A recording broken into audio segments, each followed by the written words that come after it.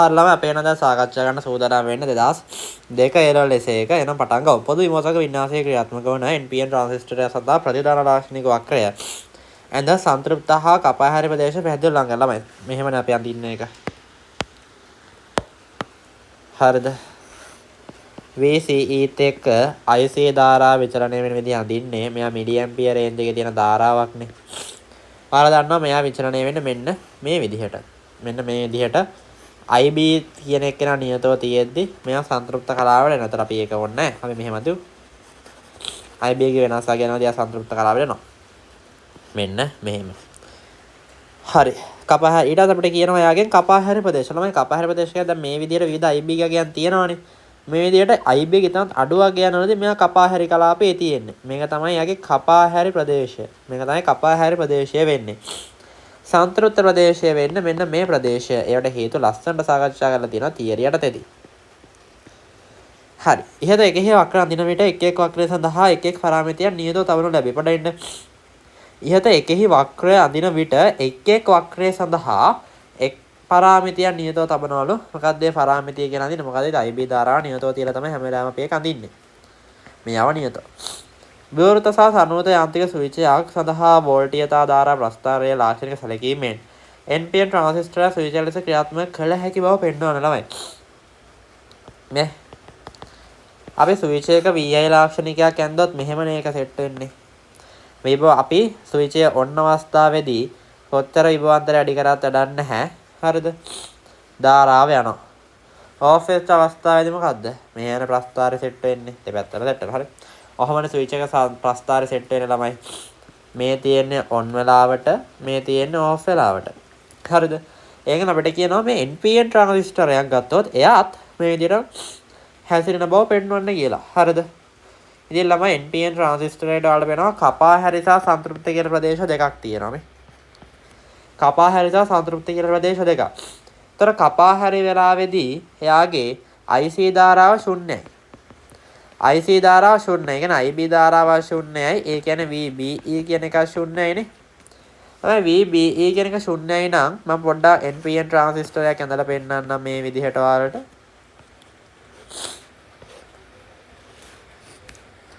දැන්නක මෙහෙම තියෙන්නේ කියලා. මෙන්න මේ ලක්ෂණේ VC කියන්නේ VBE යගයක් නැහැ. ඒ කියන්නේ මෙතන VCC නා මෙයා හරහා විභව බැස්මක් නැති වෙන මෙයා හරහා VCC වෙනවා. මේක බහුගත කරලා දෙන එතන මෙතන බිඳුවයි. එතකොට VC ලක්ෂයේ විභවය VCCට සමාන වෙලා තියෙනවා. පැහැදිලිද? ඒ කියන්නේ මේක ස්විච් එක මොන අවස්ථාවක්ද? ඔන් වෙච්ච අවස්ථාවක්. අන්න පැහැදිලි වුණා. ඒ වගේම මම මෙයාගේ IC ධාරාව යාගේ උපරිම අගයකට යන වෙලාවක් සලකන්න. අපිට මේ ලාක්ෂණික වක්‍රයෙන් පෙන්නනවා ඒලාදී මෙයා සංතෘප්ත වෙනව බවත් ඒ සංතෘප්ත වෙලාවට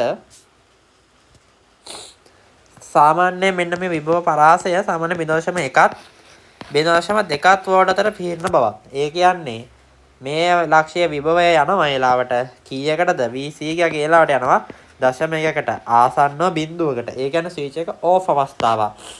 නාඩ පේනවද ස්විච් එකක් වගේම මේ ට්‍රාන්සිස්ටරය හැසිරලා තියෙනවා කියලා. ඔන්න ඔහොම තමයි ඔයා ඒක පැහැදිලි කරන්නේ ඒ ලාක්ෂණික වක්‍ර දෙක සලකලා. හරිද? ස්විච් එකට සහ ඒ අදාළ ට්‍රාන්සිස්ටරයට මම ඒක තවත් පැහැදිලි කරේ. ප්‍රස්ථාරය පැහැදිලි කරන්න පුළුවන්.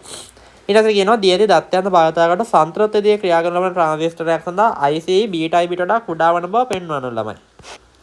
අපි දන්නවා ට්‍රාන්සිස්ටරයක් ක්‍රියාකාරී සංතෘප්ත අවස්ථාවේ නම් තියෙන්නේ ඒක හඳුනා ගන්න ක්‍රම තුනක් තියෙනවා. එකක් තමයි IC ගුණිතේ බීටා IBට වඩා IC බීටා IBට වඩා කුඩා වීම. VC ලක්ෂ්‍ය විභව ශුන්‍යයක් වීම සහ VBC සංධි BC සංධිය පෙරනැඹුරේ පැවතීම. ඉතින් මම මෙහෙම කරන්නම්කෝ දැන්. හිතන්න IC ධාරාවක් ගන්න පුළුවන් වෙන්නේ එක සංතෘප්ත වෙලාවේදී නේද? සංතෘප්ත වෙලාවේදී මේ ලක්ෂ්‍ය විභවයේ බිඳුවක් වෙන්න ඕනේ නේද?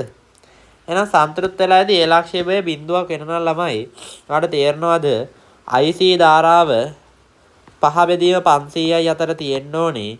ඒ කියන්නේ එක වැඩි කිරීම 10 2යි. කියන්නේ 10යි මයික්‍රෝ ඇම්පියර් වල තියෙන්න ඕනේ නේද? මේ රේන්ජ් එකේ.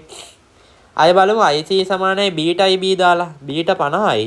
IB එකගේ 300යි මයික්‍රෝ ඇම්පියර්. ඒ කියන්නේ 10 රින 6යි ඇම්පියර් එකගේ එක මයික්‍රෝ තියෙන. 15යි මිලි ඇම්පියර්. ඔයාලට පේනවද? ඇත්තට අපි ගණනය කරපු IC සහ සත්‍ය IC අතර තියෙන සම්බන්ධය මේ ඇත්ත එක මම IC ඩෑෂ් කියනකො IC විශාලයි ළමයි බීටයි බීට වඩා කියලා ඔප්පු වෙනවා. ඒක මෙයා සම්තෘප්ත ප්‍රදේශයේ පවතින බව පැහැදිලි වෙනවා. ඊට පස්සේ කියනවා ක්‍රියාකාරී ප්‍රදේශයේ ක්‍රියාත්මක වන ට්‍රාන්සිස්ටරය සඳහා IC සහ AB අතර සම්බන්ධය. හරි ලේසියිනේ මොකද්ද? IC සමානයි බීටයි B. ඔක තමයි සම්බන්ධතාවය. හරිද? යත පරිපතේ IB 300 මයික්‍රෝඇම්පියර් පවත්වා RC එකේ 200 දක්වා වෙනස් කරොත් අඩු කරොත් ට්‍රාන්සිස්ටරයේ ක්‍රියාකාරීත්වය විදිය සන්තෘප්ති දිශයට ක්‍රියාකාරීත්වය මාරු. හරි මම එහෙම කරන්නද? මම හොයාගන්න යන්නේ සන්තෘප්ත ක්‍රියාකාරීලාට VC එක යගේ එහෙනම්. අපිට කියනවා මේ වෙලාවේදී VC ලක්ෂ්‍ය බව හොයාගන්න යන්නේ මම එහෙනම් IC ධාරාව වලින්ම හොයාගෙන ඉන්නම්. IC සමානයි බීටයි B. බීටා එකගේ 50යි IB එකගේ කියනවා කීයද? ඒක වෙනස් කරේ නැහැ කියලා 300 මයික්‍රෝඇම්පියර්මලු. එහෙනම් මට මෙතනින් එනවා 15යි මිලිඇම්පියර්නේ. දැන් මෙයා 15යි මිලිඇම්පියර්ම තමයි. එහෙනම් මම මෙයාට V සමාන IR දාන්න මේ තැනට. එයාට V සමාන IR දැම්ම කියන්නේ පහරින VC සමානයි 15යි 10 රින 3ක් ඇම්පියර් වැඩි කරන ප්‍රතිරෝධය 200යි දැන්. ඒ කියන්නේ පහරින VC සමානයි කීයද? මෙතන 15 2යි 3යි. ඒ කියන්නේ VC ලක්ෂ්‍ය විභවය වලට වෝල්ට් 2ක් කියලා. ඔයාලට පේනවද අපි සාමාන්‍යයෙන් කියන ක්‍රියාකාරී වෙලාවට VC ආසන්න සමානයි VCC බෙදීම 2යි. VC 5යි 5 බෙදීම 2 2.5 ආසන්නයේ තියෙන්න ඕනි. ඒතර 2යි වෝල්ට් වුණා කියන්නේ මේ අවස්ථාව. අපි දන්නවා අනිවාර්යෙන් සන්තෘප්තයි නම් මෙයාගේ VC යගේ බිඳුවක් වෙනවා. ක්‍රියාකාරී නම් VC යගේ මේ කියන්නේ කපා හැරීම ප්‍රදේශය නම් තියෙන කීයක් වෙනවද? 5ක් වෙනවා. නැත්තම් බිඳුවයි. දැන් මෙයා දෙක අතරමැදගේ කියන්නේ නම් මෙයා ක්‍රියාකාරී විදිහට ඉන්න බව ඔප්පු වෙනවා. ඊට පස්සේ මේ ලේසි ලොජික් ගේට් එකක් තියෙනවා. ළමයි කියවන්න මම මේක ඉක්මනට පැහැදිලි කරලා දෙන්නම්.